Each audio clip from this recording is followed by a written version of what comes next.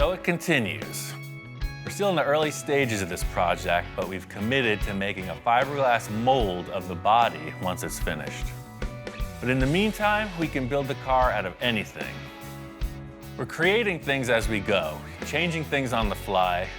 It's definitely unusual, but I have a few ideas on how to pull it off.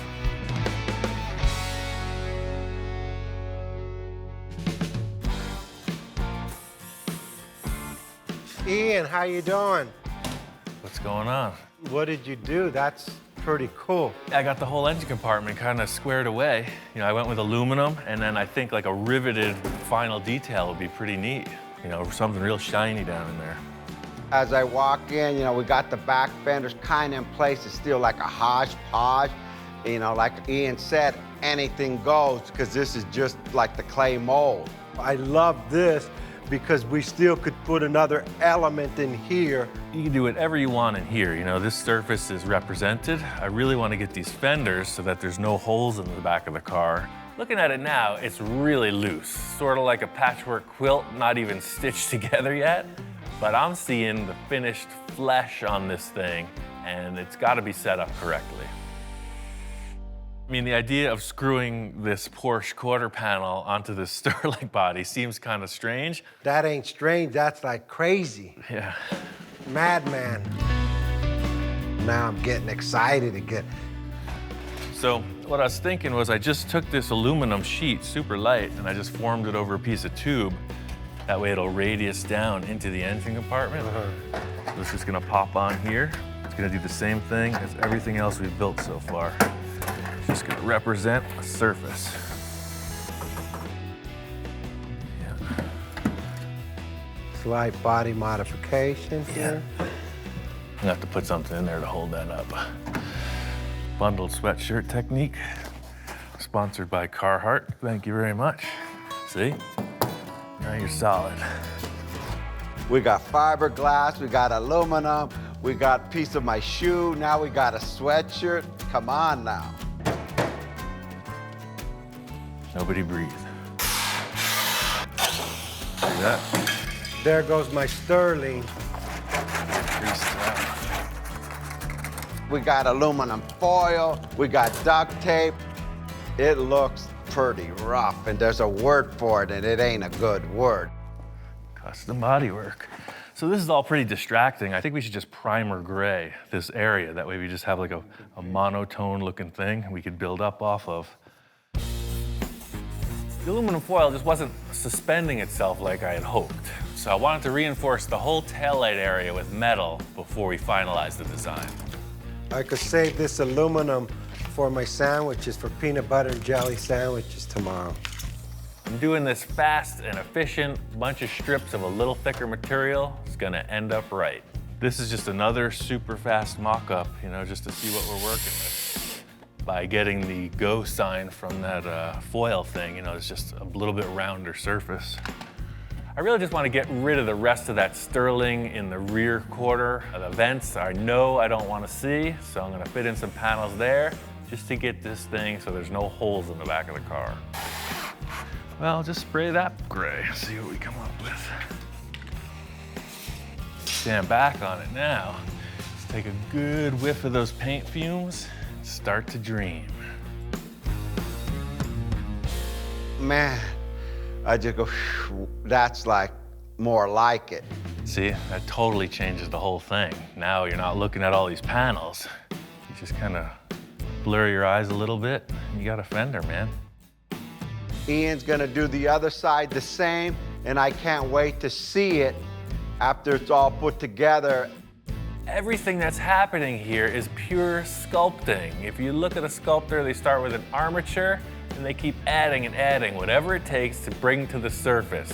I know it's gotta be refined, but we need to get there somehow.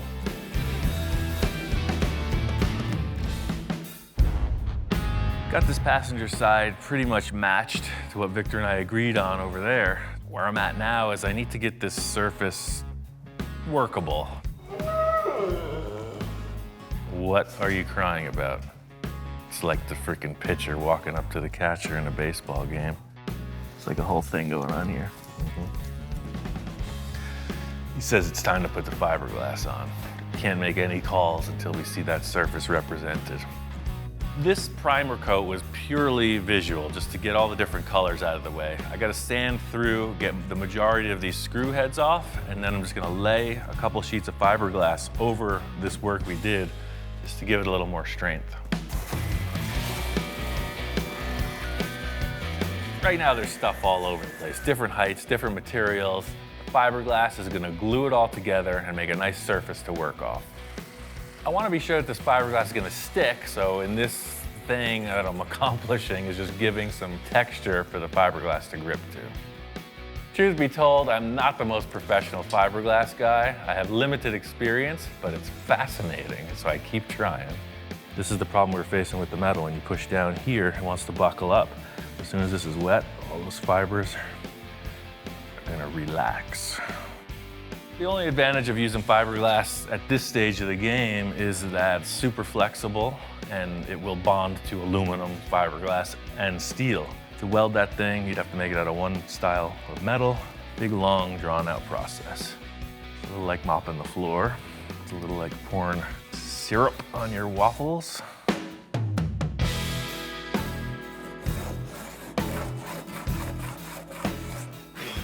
I laid up that fiberglass, it's set just fine. I put a quick skim of body filler on and cut it back just to see what our heights were. And I could see already, this taillight mock-up we did is gonna be way low. What I have here is, this is the hip of the fender coming down, and the Porsche naturally dips way down into the taillight. I'm gonna just fiberglass right over these, and we're gonna have to cut new taillight holes.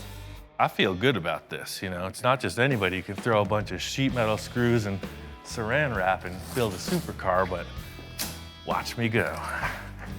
Everything looks so rough. I just want to get it looking more like a fender when Victor gets here. So this is less auto body tech and more fun body filler tech. Purely like icing on a cake. Fiberglass is hairy and scary. See, this stuff's a little bit smoother.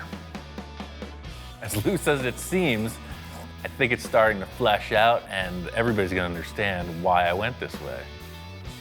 The idea here is to just get these two fenders pretty close, get a good representation. You can see the rear of the car is fleshing out. It looks pretty freaking massive.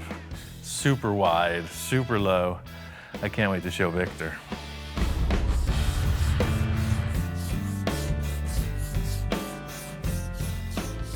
I came in today, Ian, doing some body work. I used to do that myself. I said, give me the sanding block, and I started and shoot. I didn't lose a darn thing. I mean, you could tell I'm totally committed. When's the last time you see me doing body work? It's good to see Victor getting his hands dirty, you know, doing some of the body work. We also got these two tools from Eastwood that'll help ensure that these lines on the car are symmetrical. We're pretty close. And I'd like to see that in primer so it all, you know, ties in and we could get the big picture to make sure the fenders are the same. Oh yeah, for sure. Primer gets rid of all the different tones. The gray just evens everything out. It's the best way to look at something in progress. It's like nothing I've ever seen before. Flattening it out one tone, you can really see the shapes. A little refining on the driver's side, but I mean, that's a freaking massive rear end. How much more work do you need to make a mold? You need it finished, right? Oh yeah, the better we make the model, the better the mold comes out.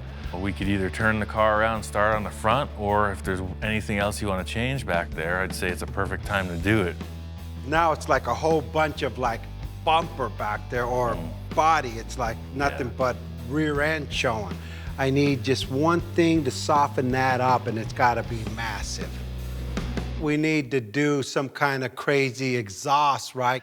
Well, I mean, whatever you're thinking, you know, we've done a pretty substantial rearrangement in the back end so far.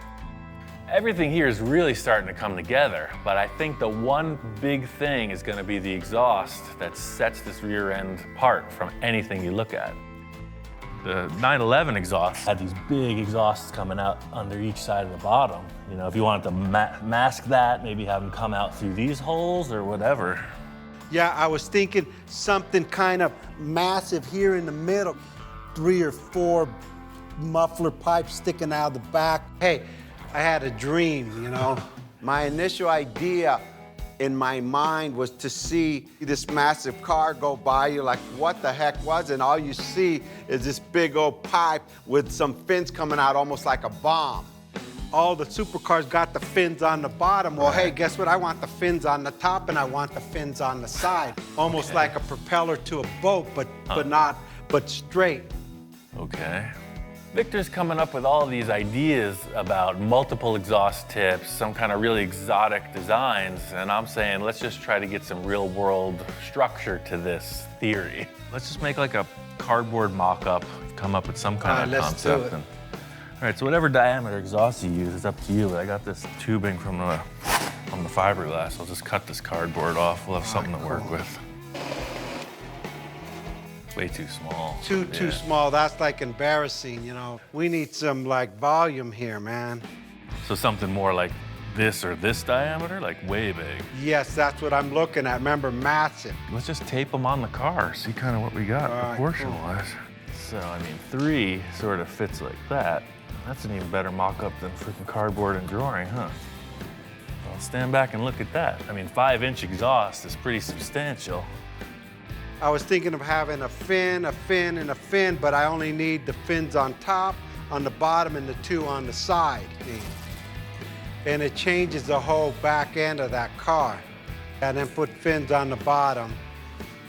Yeah, exactly, a fin, okay. Victor's description of this theory is pretty elaborate. It's a bomb, it's a jet engine, it's fast, it's hot. A little hard to figure out exactly how it's going to end up. We're just trying to get this concept as close in the mock-up to what's going to happen in the real world. Ian, I feel like I'm in arts and crafts. I failed arts and crafts in school. So this is the same size diameter as the tape, so I mean, that's a pretty substantial exhaust pipe. And you know what, as I'm looking at it, maybe 2 would do it. Check it out, stand back, see what you think. I kind of like 3. Shop inspector's checking it out as well. I think he's gonna have the final word.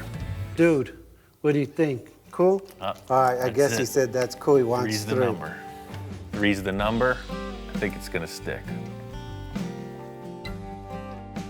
As I left that, I mean, it was pretty loose mock-up. I mean, a lot of things could be changed or interpreted, but that's his problem.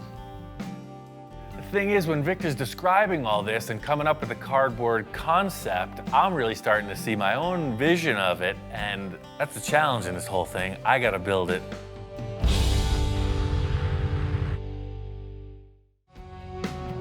Hands down, this is a pretty loose mock-up. Victor and I decided on 3 exhaust ports with a series of fins. The rest is kind of up to me. So I got a bunch of scrap stuff from the metal supply. This is aluminum plate. It's 1/2 thick. They just had all these squares in the remnants pile and a bunch of these cylinders. All I had to go off was this cardboard template and a couple rolls of tape, so you could see it's pretty darn near that. So these fins will be set up kind of crosshair style at 90-degree intervals, and then they'll all screw together. In a perfect world, I would have a lathe and a mill. I would probably set this in the mill on the slider deal and have lines perfectly parallel with each other. But I don't have a mill. I've got a magic marker, a somewhat flat table, and a roofing square. I don't have a lathe. I'm using a marker. Hey, a marker on the table is gonna be fine. Stick with me. One thing I'll concede to is the fact that the design and development of this piece is a little unorthodox, but that's just business as usual around here. It's gonna sit right in the center of that square. Your fins are all already dictated as far as how they go, 90 degrees apart from each other. I can come in with the plate right up to that line and set it parallel with this here and scribe straight up. Got this really rudimentary jig on the table. What it's going to afford me is the ability to mark each fin location symmetrically. And then they'll all screw together. So I know we're going to get these parts polished in the end. So the idea of it being modular, they'll be able to easily polish it and then we can reassemble it. The whole thing here is the billet aluminum fad. And it looks high-tech, machine finish, looks expensive, it looks classy. I'm gonna do it without the expense or the class. Now, these are all together. They go back onto their jiggy jig, and we set up the design for these fins. Victor's fins looked a lot like this square. They were triangular. Instead of having this pointy triangle shape, I think it should go straight back, more jet-like. Sort of like that. This is inside the car. Probably the majority of this is in the car. So really, all you're seeing is like that. This is a pretty big plate to cut. Could use any type of high-tech machinery in the world. But I think I'm just gonna use the common jigsaw.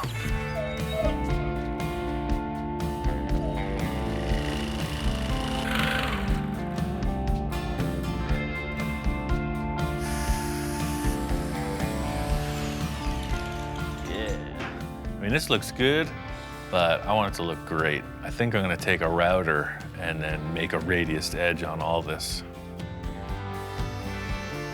The dog's head is spinning.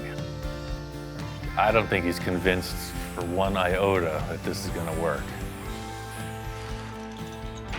Hey, not too bad for a couple carpentry tools, huh? What do you think? That edge looks so cool. I'm gonna do the same to these tubes.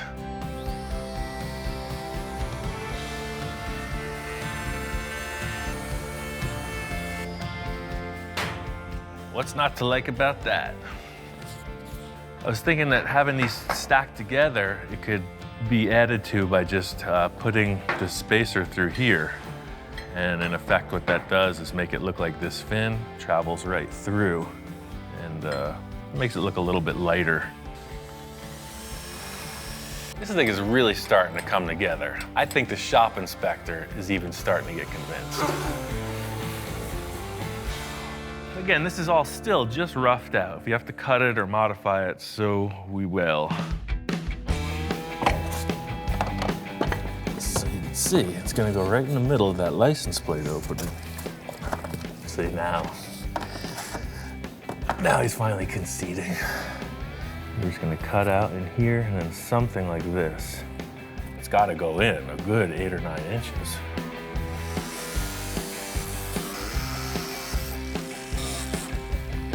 Aha! So the whole concept is these being the stock exhausts, we're gonna want something a little rowdier sounding, but we'll be able to work within the parameters of the stock exhaust setup, aiming right through here.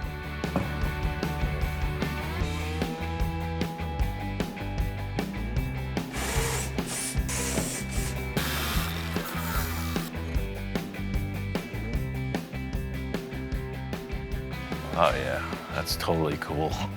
That's exactly what I was hoping to achieve. There may even be more fins coming out the width of the car below, but that's rocket ship. Looks like it's gonna fit. It can be adjusted later. I just have one other element that I want to surprise Victor with. I'm very happy with everything. Mostly that it's like, can be like skee ball.